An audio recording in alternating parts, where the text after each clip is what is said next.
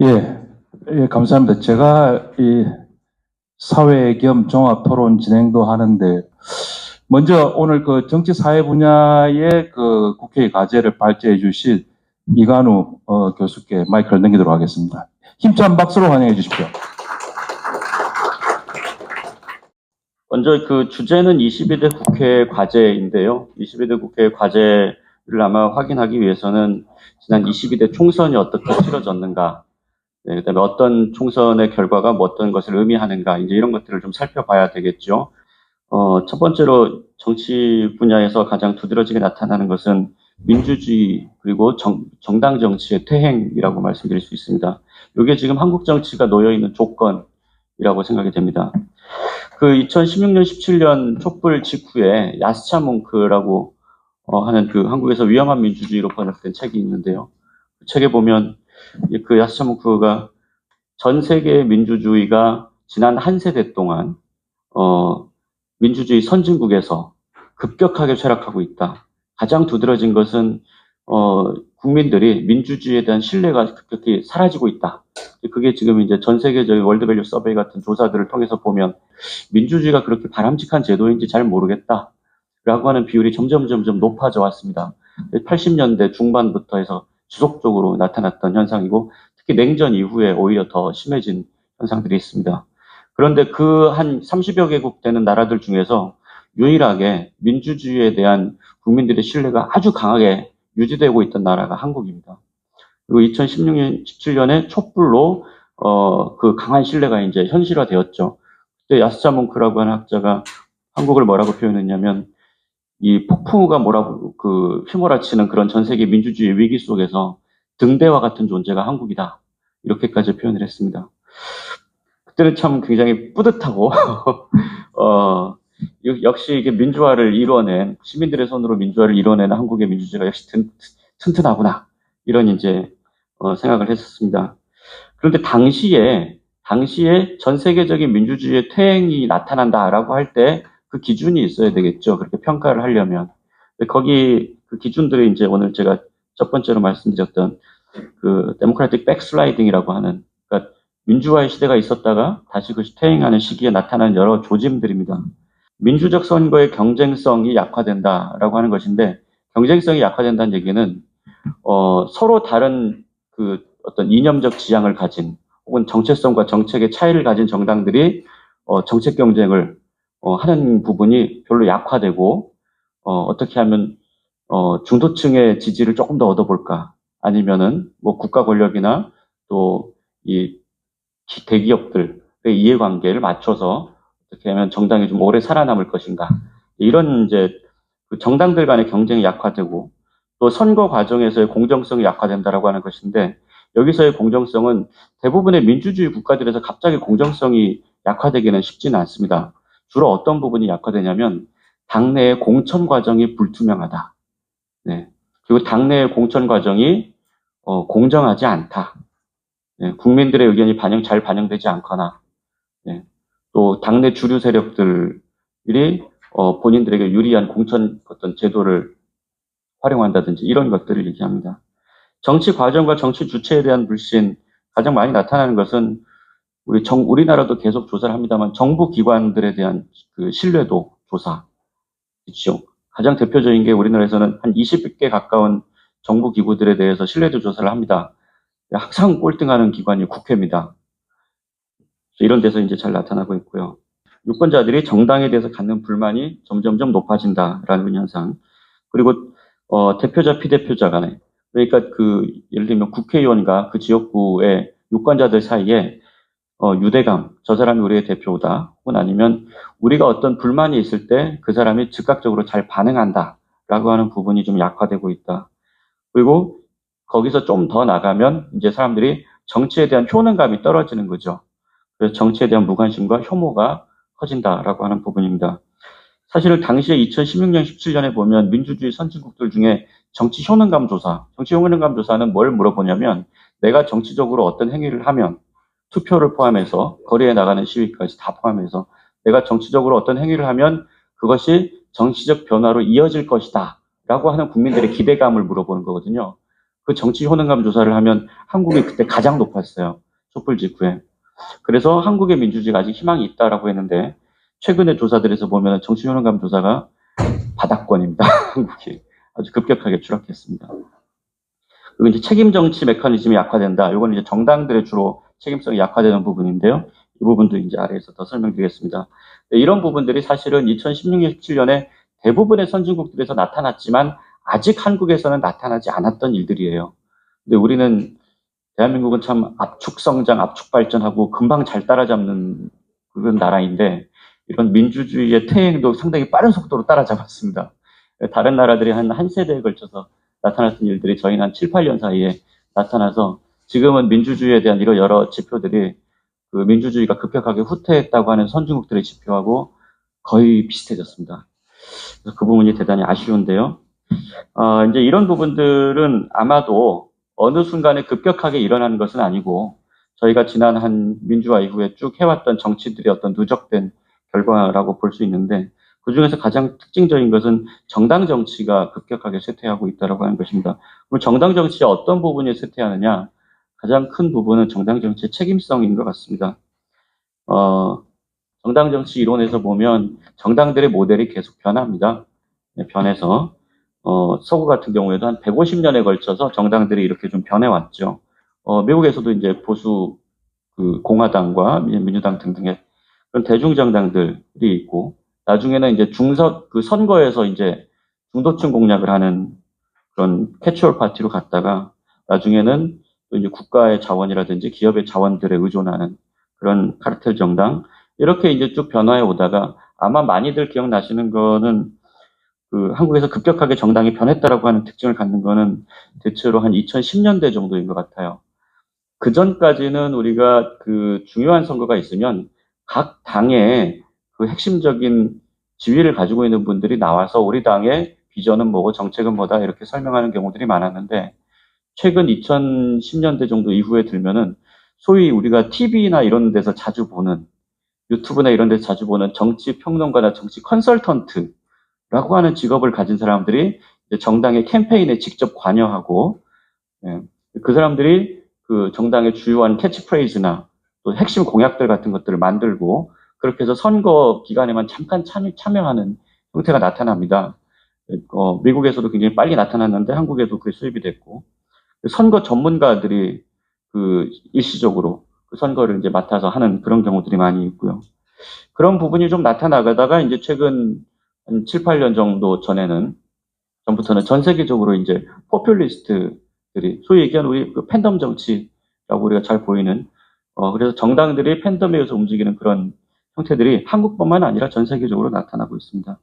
이제 이런 그 정당들의 변화가 나타나면서 나타나는 것은 정당들이 악순환의 거리를 계속해서 이제 이렇게 가져간다고 하는 것이죠. 그러니까 정당의 책임성이 사라지니까 정당에 대한 신뢰도도 사라지고, 그러니까 정당에 대한 기대를 별로 할 게 없다라고 하는 것이고요. 예를 들면 가장 잘 나타나는 현상은 제가 말씀드렸던 것처럼 선거 전문가 정당이 됐을 때부터 나타나기 시작한 겁니다. 왜냐하면 선거 때 잠깐 들어와서 그 선거 캠페인을 책임졌던 사람들이 자기들 계약 기간이 끝나면은 이제 당과의 관계가 없어지는 거죠. 예를 들면 한 어떤 컨설턴트가 이번 선거에는 A라는 정당을, 그 다음 선거에는 B라는 정당을 그렇게 맡아가지고 선거를 치르죠. 어떤 그 기업으로서의 선거 마케팅도 있을 수 있겠지만 우리가 잘 아는 익숙한 한국의 어떤 분도 계시죠. 선거 때마다 정당을 바꿔가면서 그 정당의 캠페인을 책임지고 계신 그런 분들도 있죠. 네. 그러니까 선거 때마다 그렇게 이제 한 분이 이 당 저 당 옮겨가면서 선거를 책임지게 되면 그 정당이 선거 때 약속한 것들을 우리가 믿을 수가 있겠습니까? 네. 그러니까 이제 이렇게 되면은 그 정당의 어떤 정책 지속성이라든지 그분이 떠나고 나면은 그 다음에 새로 당 대표가 된 사람이 그 전에 우리 당이 약속했던 것들을 내가 이행해야 될 의무가 없습니다. 그러면 국민들은 도대체 뭘 보고 투표를 해야 될까요? 네, 이제 이렇게 되면은 정당 정치가 퇴행하기 시작하는 것이죠. 그러다 보니까 이제 인물 중심으로 정당이 운영되고, 이제 그게 한국에서는 아주 안 좋게 지역주의와도 결합을 합니다. 말씀드린 것처럼 정당이 정체성을 지속적으로 유지하고, 정책을 가지고 경쟁하고, 또 그 자기들이 약속한 부분에 대해서 책임을 지는 그런 책임 정치가 약화되고, 여기에 지역주의까지 결합을 하게 되니까, 정당이라고 하는 것이 기존의 어떤 정책적 역량을 가지고 비전을 가지고 국가를 경영하려고 하는 사람들의 집단이 아니라 단순한 선거 머신으로 이제 전락을 하게 됩니다. 정당이라고 하는 것은 무엇이냐라고 물어보면 과거에는 정치적 비전을 같이 하는 사람들의 집단 이렇게 이제 그 수업 시간에 가르쳤습니다. 지금은 그렇게 가르치지를 못하겠습니다. 일부 전문가와 열성 지지자의 결합물이 이제 지금 최근에 나타나는 정당들의 모습이죠. 네. 이런 부분들이 지금 한국 정치가 놓여 있는 하나의 현실입니다. 다른 하나 두 번째 조건은 정치 양극화입니다. 원래 정당 일체감이라고 하는 게 정당 정치나 민주주의에서 대단히 중요합니다. 이거는 뭐냐면 말 그대로 얘기하면 선거 홍보물 잘 만들어가지고 선거에서 이긴다고 하면은 그건 좀 잘못된 민주주의 아니겠습니까? 네, 사람들한테 그럴듯한 이야기를 해가지고 그 순간에만 현혹을 시켜서 당선된다고 하면은 그건 좀 이상한 민주주의죠. 이 얘기는 무슨 정당 일체감은 무슨 얘기냐면 우리가 후보자를 잘 몰라요. 그런데 A 정당이라고 하는 정당이 꾸준히 어떤 식으로 정치를 해왔는지를 우리가 알죠. 유권자들이. B라고 하는 정당이 집권을 하면 국가의 방향이 어느 쪽으로 가겠구나. 이런 것들을 유권자가 어느 정도 알고 있습니다. 그리고 내가 어느 정당과 내가 대체로 일체감을 가지고 있다. 그러니까 선거 때가 되면 어느 정당을 찍어야겠다는 생각을 하고 오히려 어떤 경우에는 상당히 많은 유권자들은 두 정당 사이에서 고민하는 것이 아니고 내가 지지하는 정당의 공천이 어떻게 되는가에 오히려 더 관심이 많은 경우들이 있습니다. 그러니까 이런 것들이 정당 정치가 민주주의에서 잘 발전하면서 사실은 좋은 현상입니다. 네. 정당 일체감들이 잘 확보되는 것이죠. 그런데 이게 이제 사실은 정당 체제의 안정성을 가져오고 정당 간 경쟁의 동력이 됩니다. 선거를 안정적으로 치를 수 있게 하는 것이죠. 그런데 이건 상당히 좋은 거예요. 근데 정당 일체감이라고 하는 것이 내용이 아니라 정서적 유착감만 남게 되면 어떤 현상이 벌어지느냐. 이걸 우리가 그 정서적 양극화, 최근에 나타난 현상을 이렇게 부릅니다.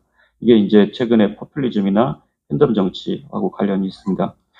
그 전까지는 정서적 양극화 내용 중에 내가 믿고 싶어하는 정보만 믿는다든지 또 내가 중요하게 생각하는 것만 또 이해한다든지 내 생각이랑 다른 거는 받아들이지 않는다든지 이런 정도의 현상들이 많이 나타났는데 최근에 나타나는 아주 강력한 현상은 뭐냐면 명백하게 사실이 아니에요. 이건 내 생각과 정확하게 어긋나요. 그럼 사람들이 너무 힘들죠. 나는 A라는 정당을 지지하는데 그 정당이 갑자기 막 태도를 바꿔서 내 생각과 다른 걸 해요. 그러면 과거에는 그 정당에 대한 지지를 철회하는 게 정상이죠. 예. 지금 어떻게 하느냐? 철회를 못 하겠어요. 이미 너무 유착돼 있어서. 그러면 왜곡된 정보를 내 스스로 막 생산합니다. 예를 들면 그 국민의힘이 갑자기 차별금지법에 찬성한다 그래요. 그러면 지지를 철회해야 될 거 아닙니까? 그런데 국민의힘이 차별금지법에 갑자기 찬성한다고 하면 내가 스스로 생각한 디펜스를 하는 거죠. 그 차별금지법은 뭔가 좋은 차별금지법이 아닐까? 그건 아마 독소 조항들이 제거된 좋은 차별금지법일 거야. 네. 그러니까 내용이 바뀌었는데도 정당에 대한 지지를 바꾸지 않아요. 어느 날 갑자기 민주당이 우리는 여성가족부 폐지에 찬성합니다라고 하면은 아예 안 되지. 나는 이 정당에 대해서 다음번에 혼내줄 거야. 라고 생각하는 게 아니고 그래도 내가 민주당을 찍어야 될 것 같은데. 예, 그러면 이제 그 부분을 막 내가 자꾸 합리화합니다. 아, 여성가족부를 폐지하고 뭔가 좀 더 좋은 걸 하려고 하나 봐. 예, 이렇게 이야기합니다. 앞뒤가 안 맞는 것이죠. 그래서 지지하고자 하는, 그러니까 내용에 따라서 지지하고자 하는 정당을 골라야 이게 민주주의인데, 내가 지지하고자 하는 정당은 이미 고착되어 있고, 거기서 어떤 잘못된 부분들이 발생하면 거기에 가장 좋은 비판과 견인을 할 수 있는 것은 그 정당의 지지자들이죠. 근데 그렇게 이제 예를 들면 유권자, 지지자와 그 정당 간에 상당히 건강한 관계가 유지되어야 하는데 지금 그런 것들이 이제 지금 사라지고 있습니다. 이게 이제 포퓰리즘의 전형적인 유형이죠. 여기까지도 뭐 그런 정도로 괜찮습니다. 왜냐하면 정치의 영역에서 일어나는 일이니까요. 근데 지금은 정치적 단파성이 어느 정도까지 영향을 주냐면 일상적인 사생활에도 영향을 주고요.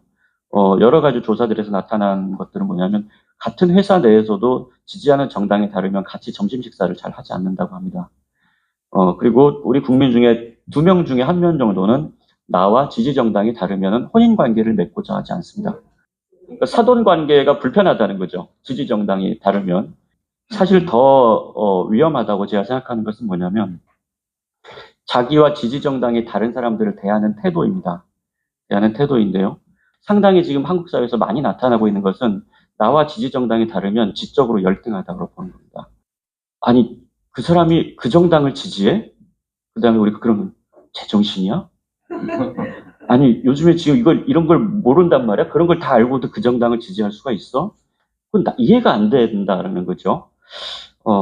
굉장히 위험한 지금 수준에 와 있습니다. 그러니까 이런 이야기들을 저희가 사실 한 10년 전만 해도 이런 얘기까지는 하지 않았던 것 같아요. 그 사람은 나와 생각이 다른 사람, 그 사람은 나와 이렇게 좀 굳이 친하고 싶지는 않은 사람 정도인데 지금은 그 사람을 지적으로 열등하다고 생각을 합니다. 그리고 여기서 조금 더 나가면 우리가 어떤 얘기를 하냐면 그런 사람들만 대한민국에서 없어지면 참 살기 좋을 텐데 라고까지 종종 얘기합니다. 대단히 위험한 발언입니다. 네. 예를 들면 과거에 특정 지역의 사람들을 이런 식으로 이야기한 경우들이 있었죠. 그런데 어느 민주화가 되는 과정에서 우리가 그렇게 말하면 안 된다라고 하는 것이 하나의 사회적 명제로 규범으로 자리 잡았습니다. 그런데 이제는 이런 이야기들을 정치인들이 아니라 일반 사람들이 막 합니다. 특히 지난번 대선이 아주 심했는데요. 많은 부모님들 세대들이 선거 때가 가까워지면 갑자기 자식들이 있는 단톡방에 막 친한 척을 하면서 막 기사들을 올립니다. 내가 좋은 기사가 있으니 꼭 한번 읽어봐라. 그리고 나중에 전화도 하십니다. 읽어봤니? 네. 부모님은 걱정이 많다.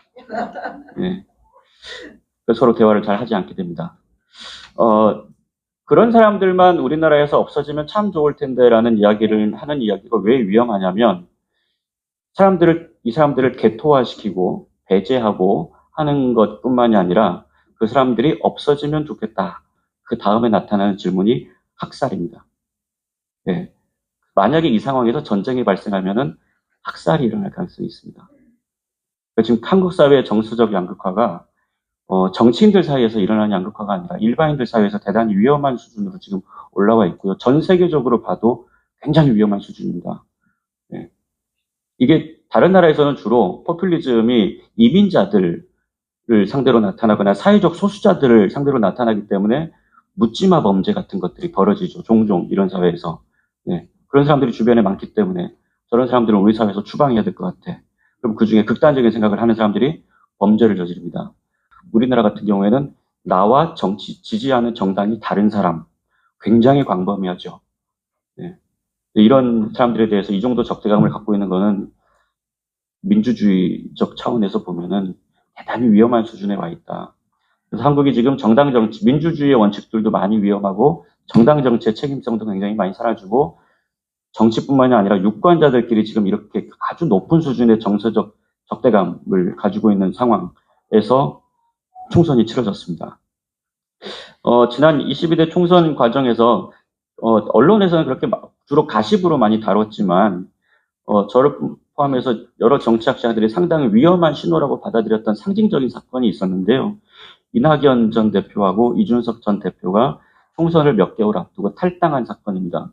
당시에 보면은 그냥 매일매일 정치 뉴스가 쏟아지니까 뭐 탈당했나 봐. 왜 그러는 거야? 신당은 잘 될까? 심지어 둘이 합쳤다가 또 떨어졌다가 이런 일이 벌어졌죠. 근데 이런 매일매일의 뉴스들이 있었지만 거기서 사실은 중요한 부분은 뭐였냐면 이 두 사람이 직전에 대선을 치를 때 당대표였다는 겁니다. 예. 그러니까 이 당대표들이 그냥 당 내에서 비주류로 전락한 정도가 아니고 아예 축출됐어요. 예. 그러니까 불과 직전에 당대표들이 이렇게 당에서 쫓겨난다는 상황은 무슨 얘기냐면 앞에서 제가 말씀드렸던 것처럼 그러면 그 당대표들이 그 당을 이끌었을 때 내놓은 정책들에 대해서 유권자들이 무엇을 신뢰할 수 있느냐는 거 하는 것이죠. 지금 어느 정당의 당대표가 우리 정당은 이러이러한 나라를 만들겠습니다라고 약속을 했는데 뭐 2년 지나면 지도 쫓겨날지 모르는데 우리가 뭘 보고 저 당을 믿어. 네. 또 새로운 사람이 나타나면 또 완전히 180도 바꿔가지고 다른 얘기를 할 텐데 그럼 이 얘기는 뭐냐면 하나의 어떤 그 안정성과 지속성을 가진 정당으로서의 역할을 우리가 더 이상 기대할 수 없고 기대하지도 않는다는 겁니다. 네. 그다음에 이제 여당에서는 더 특징적인 일이 지금 불과 2년밖에 되지 않았는데 집권한 지 정부의 지지율이 워낙에 낮으니까 여당이 정부의 그런 어떤 여러 가지 실정에 대해서 같이 책임지고 싶지 않은 거죠. 네. 같이 책임지고 싶지 않으니까 차라리 이런 경우에는 과거처럼 공식적으로 당이 정부와 거리를 유지하자라고 하면서 대통령의 어떤 탈당을 요구한다든지, 네. 아니면 이제 정부와 여당 간의 어떤 정확한 그 경계선을 긋는다든지, 뭐 이런 일들이 발생하기도 하고, 아니면 책임 정치의 수준에서 국정 지지율이 낮지만 그럼에도 불구하고 우리는 정부 여당은 한 몸이기 때문에 그 책임 우리가 같이 가져가고, 그럼 어떤 전술을 가져갈까요? 이렇게 쇄신하겠습니다. 네, 이러이러한 부분이 정부에서 좀 잘못했던 것 같습니다. 근데 그런 부분들을 우리 여당이 견인해서 쇄신하도록 만들겠습니다. 이런 약속을 두 개의 선택 중에서 아예 분리를 하든지 아니면은 한 몸이 돼서 쇄신하겠다고 어떤 약속을 합니다. 사과를 하고. 근데 이번에 선거에서 여당이 그걸 전혀 안 했습니다. 이럴까 저럴까 하다가 망설이다가 왔다 갔다 하다가 심지어 3월 한 달 사이에서도 정부 여당 관계가 3번, 4번 왔다 갔다 했습니다. 그런데 보통은 캠페인이 왔다 갔다 하면 진다 그러거든요. 왔다 갔다 하게 되면 지지층 결집이라든지 이런 게 잘 안 됩니다. 선거에서. 그런데 지금 실제로 왔다 갔다 했어요. 그래서 결과가 좋지 않았는데 야당 같은 경우에 보면 공천 과정, 제가 아까 말씀드렸던 것처럼 선거의 공정성 부분에 공천이 들어간다고 말씀드렸는데 공천이 잘 됐는지 못 됐는지 결과적으로 그것은 둘째치고 공천 과정 자체가 굉장히 시끄러웠다고 하는 겁니다. 네. 공정성에 있어서 여러 가지 문제 제기들이 있었다는 것 자체가 문제라는 것이죠. 네. 예를 들면 뭐 특정 어떤 집단이나 계파가 이렇게 일거에 물러나는 일들은 과거에는 많이 있었습니다. 그런 일들은 항상 있었어요. 항상 있었는데 그 과정이 어떻게 되느냐라고 하는 부분이 대단히 중요하죠.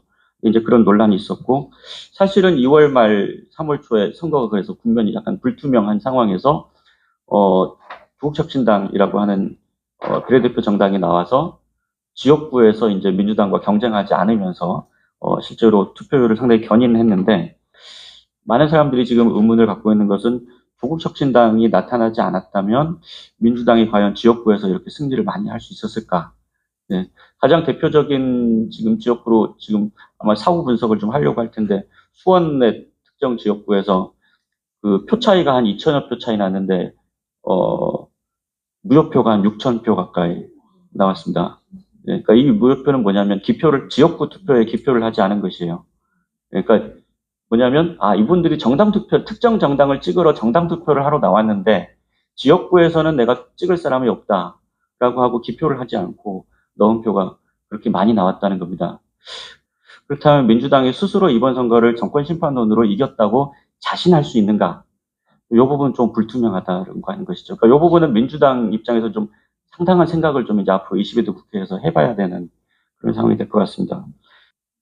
그다음에 이번에 그 선거 결과를 봤을 때 정권 심판이었다고 하는데요. 어떤 종류의 정권 심판이었는가라고 하는 부분을 좀 생각해 보면 정책적인 부분이 있습니다. 정책을 좀 잘못해서 졌다. 근데 여기서 이제 정책은 뭐냐면 어느 정부가 들어오든지 간에 꼭 해야 되는 일들이 있습니다. 그 시기에 뭐 연금 개혁을 해야 된다든지 아니면 부동산 가격이 너무 올랐으면 좀 잡아야 된다든지 부동산이 부족하면 공급을 해야 된다든지 이거는 진보 보수를 떠나서 해야 되는 그런 필수적인 정책들이 있는 것이죠. 또 하나는 어떤 정당들의 이념적인 성향에 따라서 좀 방향성을 가지고 있는 정책들이 있습니다. 남북관계. 네.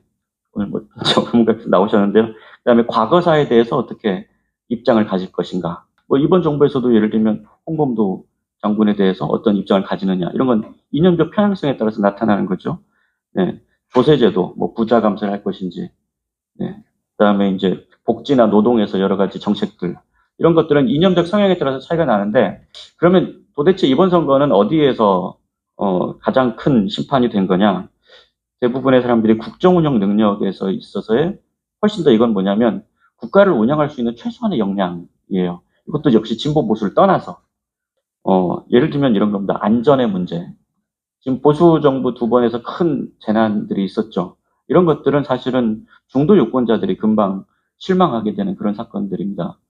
그리고 국제 행사들 뭐 여러 건이죠. 지금 뭐 잼버리에서부터 해가지고 엑스포 유치 실패라든지 국제적으로 국격이 실추하는 여러 가지 일들이 벌어졌습니다. 이거는 뭐냐면 국가로서의 품위 문제이기 때문에 이념적인 부분이 아니고 가장 이번 선거에서 가장 큰 부분은 대파 선거라고까지 얘기하는데 좀 말 그대로 물가 같은 것이 국정 운영의 기본입니다.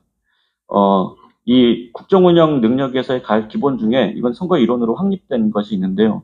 진보 정부는 실업률이 높으면 반드시는 아니죠. 대부분 선거에서 어렵습니다. 진보적인 정부는 반드시 실업률 관리를 해야 됩니다. 청년 실업이 높으면 진보 정부가 재집권할 가능성이 대단히 낮습니다. 그건 통계적으로 그렇게 나와 있고요. 보수 정부는 물가를 잡아야 됩니다.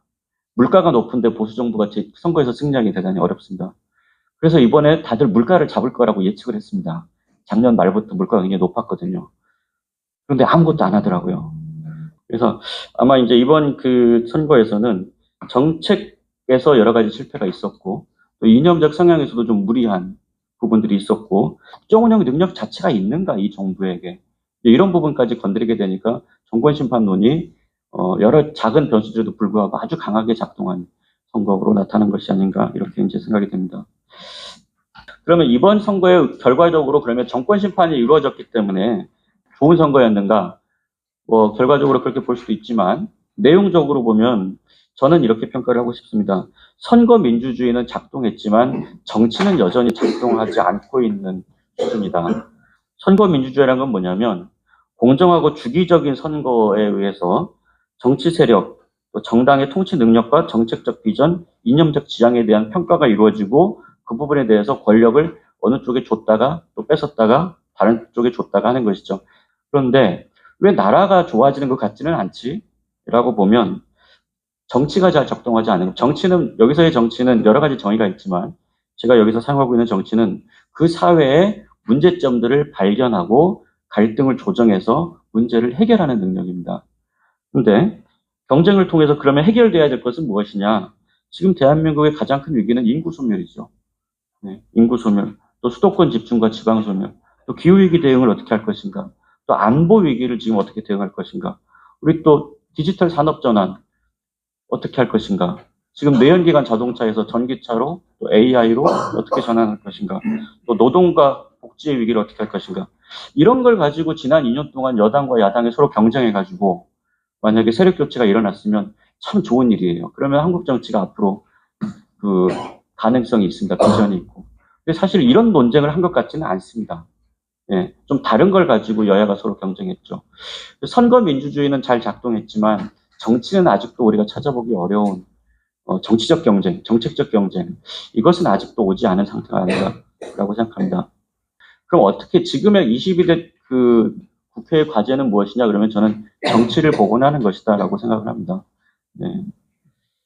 저는 정치를 좀 다시 복원하려고 했던 가장 과감한 제안은 노무현 대통령이 대연정 제안했을 때라고 생각합니다. 당시에 뭐냐면 여야 간의 관계가 너무 극한 대립을 치달으니까 아무것도 할 수가 없는 상황이 됐던 것이죠. 그래서 선거제 개혁을 하자라고 해가지고 대연정을 제안했는데 결과적으로는 받아들이지 않았고요.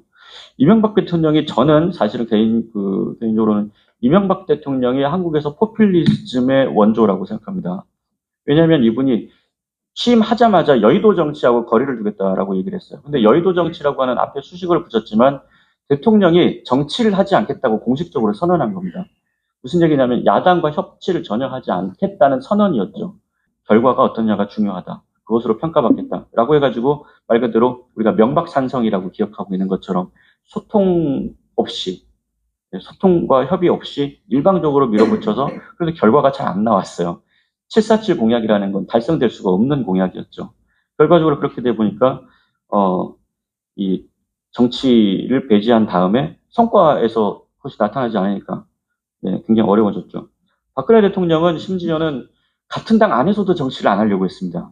그래서 아예 아까 제가 말씀드렸던 것처럼 당 내에서 아예 그런 사람들을 우리 당에서 저 사람들만 없어지면 좋겠어 라고 하는 생각으로 아예 공천에서 강력하게 배제하려고 했다가 총선에서 졌죠. 그 총선에서 진 결과가 나중에 본인의 탄핵으로, 그때 공천에서 배제됐던 그분들이 나중에 다 탄핵에 찬성해가지고, 그렇게 해서 이제 어려움을 겪었고. 안타까운 것은 저는 문재인 대통령이 41%로 득표했을 때, 왜 연립정부 연합정치를 하지 않았는가. 그 탄핵에 찬성했던 국민들은 90%가 넘었어요. 근데 그 직후에 있었던 대선에서는 문재인 대통령이 41%밖에 얻지 못했습니다. 물론 후보들이 굉장히 많았기 때문에 그렇죠.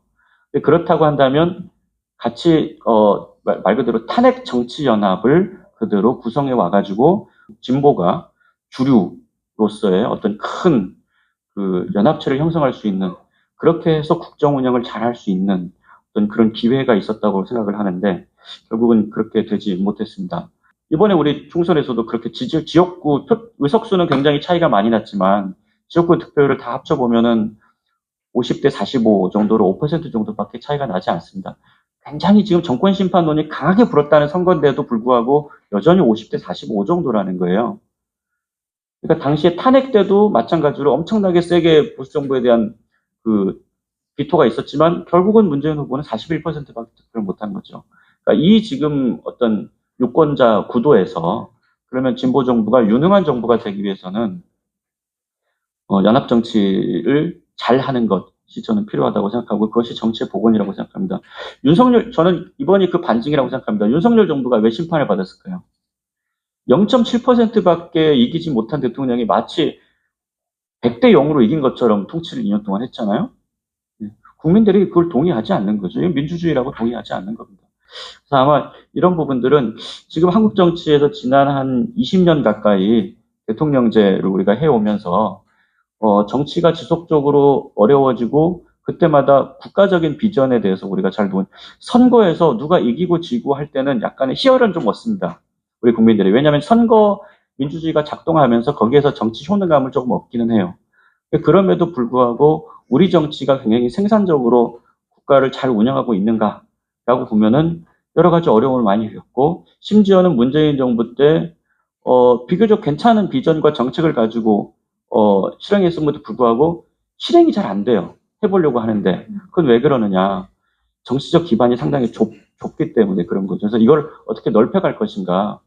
그것이 정치를 다시 복원하는 방법이 아닌가 이런 생각을 합니다. 발표를 여기서 마치겠습니다. 예, 힘찬 박수 부탁합니다. 그리고 오늘 이관호 교수께서 지적하신 부분이 뭐 여러 가지 부분들 많이 있습니다. 민주주의 퇴행 문제나 정당 정치의 여러 가지 문제점들, 그리고 정치의 양극화 문제, 그리고 대통령의 국정 운영 방식의 이 변화를 시켜야 될 필요성, 그리고 정치의 복원, 많은 말씀들 해주셨는데 저한테 지금 머리에 딱 와닿은 것은 민주 진보 개혁 진영의 시대 정신, 그리고 아젠다, 프로그램들을 국민에게 각인시킬 수 있는 그러한 것들을 준비해야 되지 않겠나 싶고, 그런 측면에서 앞으로 민주 평화 포럼이 더욱더 열심히 노력해야 되겠다. 물론 오늘 참석해준 여러분들의 이 막대한 지원이 필요합니다. 늦게까지 이렇게 참석해주신 선생님들 감사드리고 두 분 선생님께 힘찬 박수 부탁드립니다. 이것이 오늘 바로 마치도록 하겠습니다. 감사합니다.